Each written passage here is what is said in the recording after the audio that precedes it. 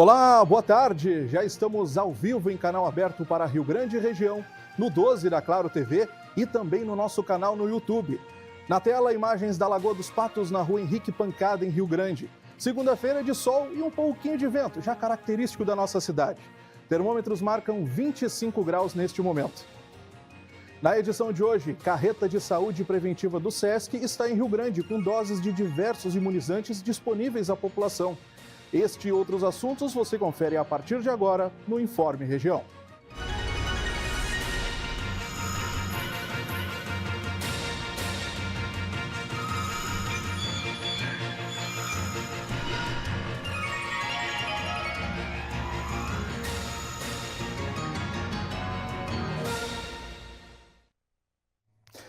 Rio Grande está com um novo ponto para atualização de carteira vacinal. É a Carreta de Saúde Preventiva do SESC, que se encontra no estacionamento do Praça Shopping.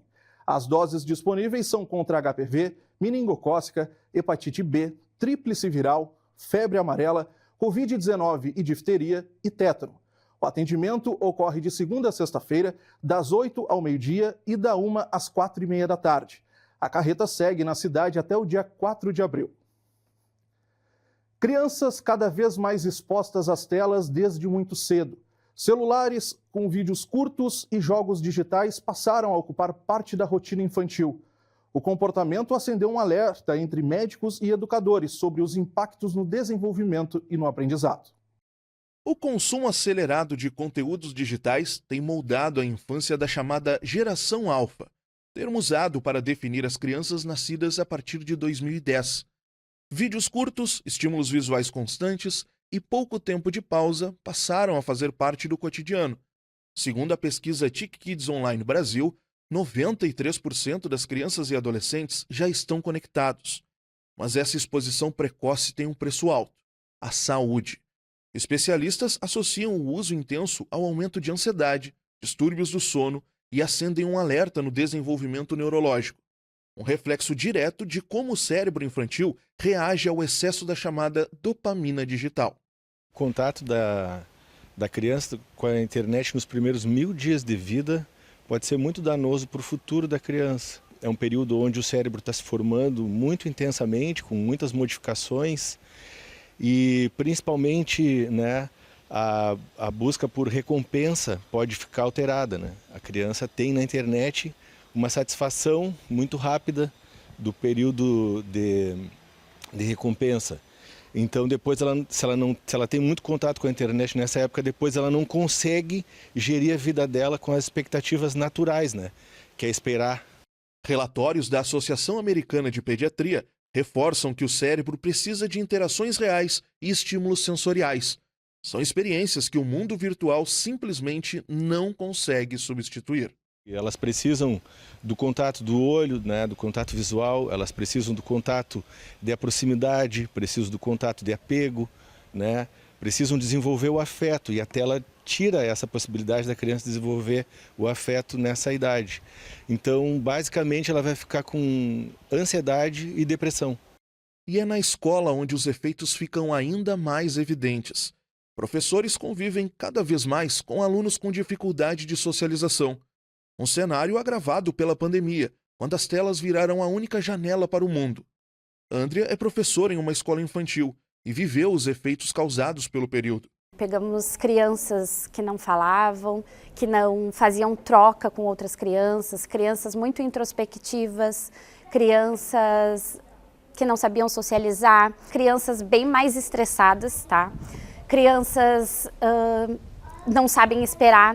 E o resultado negativo do excesso de telas na infância vai além, a ponto de ser perceptível a diferenciação entre as crianças que ficam mais tempo expostas das que levam uma infância mais saudável.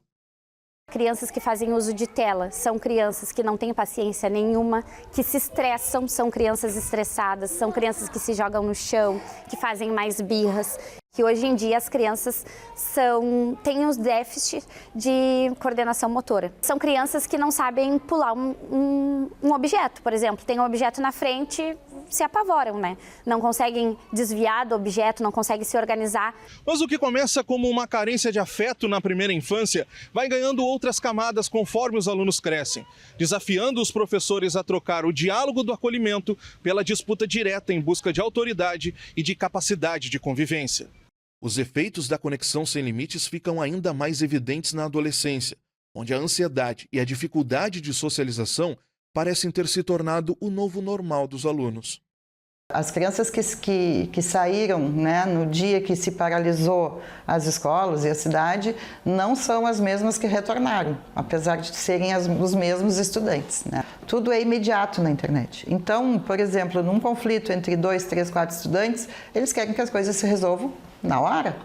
Mas as pessoas que estão envolvidas, elas não são máquinas, elas têm sentimentos, né? A gente percebe que eles perderam muito a empatia e a afetividade. Eles perdem muito a afetividade com o uso excessivo de telas. Mas o limite do uso das telas não termina na escola. Na verdade, é só um reflexo da rotina em casa. Muitas vezes, o aparelho surge como um suporte para os pais, que acabam colocando em risco o futuro dos próprios filhos. Nós temos crianças que são dependentes de telas hoje. E nós já vemos as crianças de 4 anos chegando com as telas. Né? Elas vêm no carro do pai com o celular jogando. Então acaba sendo um suporte a tela para as famílias. O tempo passa muito rápido e a demanda é muito grande, então acaba que a mãe dá a tela para a criança para poder se virar, né? Desconectar pode ser o passo mais difícil da rotina moderna, mas é o único caminho para corrigir o presente em um momento em que o futuro gera muitas dúvidas. Eles perdem muito a afetividade com o uso excessivo de telas, né? Nós na escola percebemos isso. Eles não têm amor pelas pessoas, eles não têm dó pela dor do outro. E pessoas com menos contato com outras pessoas, né? Solidão que a gente fala, né? A gente vive uma epidemia de solidão. Ainda falando sobre a meninada, cada vez mais cedo adolescentes têm contato com o álcool aqui no Brasil. O que muitos veem como uma experiência da idade pode trazer consequências sérias, principalmente para um cérebro que ainda está em desenvolvimento. Segundo a Pesquisa Nacional de Saúde Escolar realizada pelo Instituto Brasileiro de Geografia e Estatística, 63,3% dos estudantes entre 13 e 17 anos já experimentaram bebida alcoólica. Quase metade afirmou que já ficou embriagada pelo menos uma vez. O início precoce do consumo está relacionado à curiosidade, à influência dos amigos e à pressão social. Mas o que muitos jovens não sabem é que o cérebro ainda está em desenvolvimento, como explica o médico cardiologista Dr. Diogo Campos. O cérebro desse adolescente ainda está em formação, então aqueles neurônios ainda estão se desenvolvendo. Uma vez que a gente coloca uma substância tóxica naquilo ali, nesse turbilhão de desenvolvimento, a gente corre riscos, primeiramente, de um desenvolvimento mais lento, de perda de performance nas suas atividades interpessoais, de atenção, de ansiedade, enfim, e o risco da dependência no futuro. Então, isso é um grande problema que a gente corre de forma inicial. Quanto mais cedo ele bebe, mais a chance dele criar uma dependência. Quanto mais cedo eu inicio o álcool, maior a probabilidade de eu gerar uma dependência e ser um abusador no futuro. Além dos impactos no cérebro, o consumo frequente de bebidas alcoólicas pode alterar o ritmo do coração, contribuindo para o desenvolvimento de doenças cardíacas ao longo da vida adulta. Cada vez mais a nossa população está infartando mais cedo. Por quê? Qual o motivo disso? A ciência está atrás. E uma das causas disso, sem dúvida nenhuma, é os hábitos de vida. E os hábitos de vida da nossa população, como a gente já salientou, está bebendo mais cedo. Ou seja, está bebendo mais cedo, está bebendo mais. O álcool é tóxico para o coração. Isso é uma verdade absoluta. Antigamente saiu um estudo falando, tomar uma tacinha de vinho por dia pode proteger o seu coração. Estudos mais modernos dizem que isso não é uma verdade e muito pelo contrário. A gente incentivar o uso do álcool, só lá na frente teremos problemas. Especialistas reforçam que o diálogo entre pais e filhos e a conscientização nas escolas são fundamentais para reduzir o consumo precoce e proteger a saúde dos adolescentes. Segundo o médico cardiologista Dr. Diogo Campos, além de orientar, existem maneiras para direcionar o jovem que já vive essa realidade. Primeira coisa é nunca negligenciar. A gente não pode negligenciar aquele paciente, aquele adolescente que já tem uma dependência do álcool. Então, a primeira coisa é fazer o diagnóstico. Então, saber que aquele adolescente ele está dependente do álcool. E lembrando sempre da definição de dependência, que não é aquela dependência sempre mental e física. Ou seja, aquele adolescente bebe muito, todo final de semana, todo dia. Ele tem essa relação íntima com o álcool. Então, nós precisamos quebrar essa relação íntima com o álcool. O primeiro ponto é o diagnóstico. Entender que ele tem um problema. E o segundo, que é buscar ajuda. Então, existem hoje meios de tratamentos, seja psicológicos, psiquiátricos, existem medicações para ajudar isso, para que esse adolescente tenha todo o suporte para que ele realmente não colha os frutos lá na frente. E aí sim, junto de uma equipe multidisciplinar, junto com o pai, o acolhimento da família, reduzir o máximo possível desse consumo de álcool, se possível, a zero na adolescência. Agora 1h10. Se você tem uma sugestão de reportagem, uma denúncia, uma reclamação ou tem uma história que merece aparecer aqui no Informe Região, fale com a nossa produção. Você pode mandar mensagem pelo WhatsApp ou ligar para o número que aparece aqui na tela, 3231-2320. Se você apontar a câmera do seu celular para o QR Code que fica aqui, ó, fica até mais fácil. Você já cai direto no nosso WhatsApp.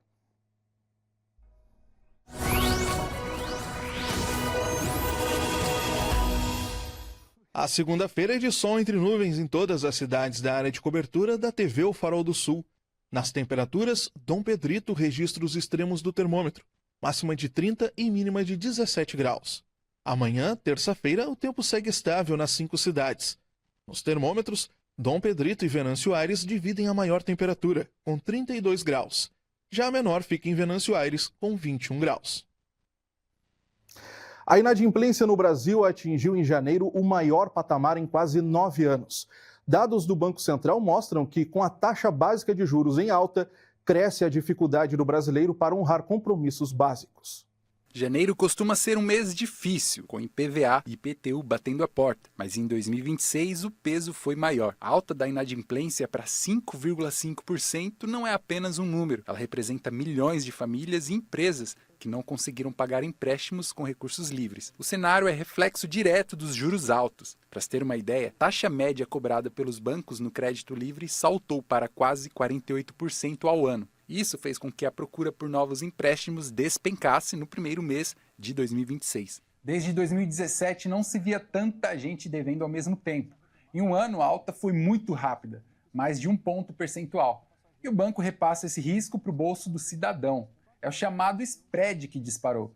Funciona assim, o banco se protege do calote aumentando a taxa lá na ponta. E o resultado? Um ciclo vicioso, onde o crédito fica caro demais e a dívida só cresce. O Banco Central agora tenta acalmar os ânimos. No último relatório, a instituição afirmou que já vê sinais de estabilização e que as novas regras de classificação de crédito influenciaram esse pico. A grande aposta do mercado agora é para a reunião do mês que vem. A expectativa é que finalmente a Selic comece a cair, dando um fôlego necessário para quem está com a corda no pescoço.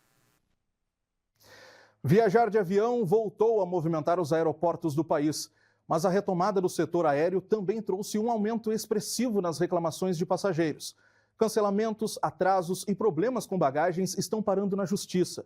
E os números chamam a atenção. O número de ações judiciais relacionadas ao cancelamento de voos cresceu 77% desde o período de retomada do setor aéreo após a pandemia. Dados do Conselho Nacional de Justiça mostram que, em 2025, foram registrados 179 mil processos desse tipo, contra 111 mil em 2022, quando as companhias começavam a recuperar a malha aérea e o volume de passageiros afetados pela Covid-19. Além das ações por cancelamento, o levantamento aponta 148 mil processos motivados por atrasos, 38 mil por extravio de bagagem e 17 mil por overbooking, prática em que a empresa vende mais passagens do que a capacidade da aeronave, impedindo o embarque de parte dos passageiros. O órgão destaca que os números não devem ser somados, já que uma mesma ação pode envolver mais de um pedido ou assunto. Embora os dados não especifiquem os réus, a maior parte das demandas costuma ser direcionada às companhias aéreas. Desde novembro, porém, as ações que tratam de indenizações por atrasos e cancelamentos estão suspensas por decisão do ministro Dias Toffoli, do Supremo Tribunal Federal, até que haja definição sobre a interpretação das regras aplicáveis ao setor. O elevado volume de processos é alvo de críticas recorrentes das empresas aéreas, que apontam excesso de judicialização no Brasil. A Agência Nacional de Aviação Civil discute mudanças nas normas para delimitar com mais clareza as situações em que há obrigação de indenização por danos morais, especialmente nos casos classificados como força maior, como temporais, ventos intensos ou fechamento de aeroportos. Caso as novas regras avancem, as companhias permanecerão obrigadas a prestar assistência material, como alimentação e hospedagem, aos passageiros afetados, mas poderão ter maior proteção contra ações cíveis em determinadas circunstâncias. O debate ocorre em um momento de forte expansão do setor. Segundo a ANAC, 2025 registrou 129 milhões de passageiros transportados em voos domésticos e internacionais, número considerado histórico para a aviação civil brasileira. Futebol. O primeiro confronto das finais do Campeonato Gaúcho teve goleada. O tricolor venceu o Internacional por 3-0 e colocou uma das mãos na taça. O Grêmio recebeu ontem o Internacional na Arena e fez o dever de casa. O tricolor venceu o rival por 3-0 e praticamente encaminhou o título do Campeonato Gaúcho. Ainda no primeiro tempo, o lateral esquerdo colorado Bernabé foi expulso após uma falta em Amuso, impedindo o jogador de sair cara a cara com o goleiro Rocher. Com um a menos, o Internacional não conseguiu se organizar em campo e não demorou muito até Enamorado abrir o placar para o Grêmio. Em seguida, falha do sistema defensivo e Amuso mais uma vez teve a oportunidade e converteu. Na segunda etapa, Carlos Vinícius fechou a goleada gremista. Nas coletivas, os discursos foram bem diferentes. Por um lado, nada ganho, manter a calma. Já do outro, muita reclamação da arbitragem e a promessa de que o segundo jogo, no domingo que vem, será bem diferente. Mas contra isso nós não podemos jogar. Contra 11 jogamos, mas contra essa coisa não. Essa coisa não. Mas contra tudo e contra todos, vamos virar de jogo. Que se preparem, vamos estar em casa. Tá bem? Sangue no olhos, eu já lo estou vivendo. Eu já quero jogá-lo agora. Transportando-me para o lado do Inter, claramente irei perceber rapidamente que tudo é possível no futebol e que tem equipa para fazer uma frente muito forte e travar uma batalha muito dura connosco. Por hoje ficamos por aqui. Eu me despeço com imagens do trânsito na rua Henrique Pancada, em Rio Grande. Outras informações você confere logo mais no Redação Hit, às 13h30 da tarde. Na sequência vem aí o Alimento da Fé, hoje com o pastor Jairo Soares. Obrigado pelo carinho e a sua companhia. Um bom início de semana para você. O Informe Região volta amanhã, 13h.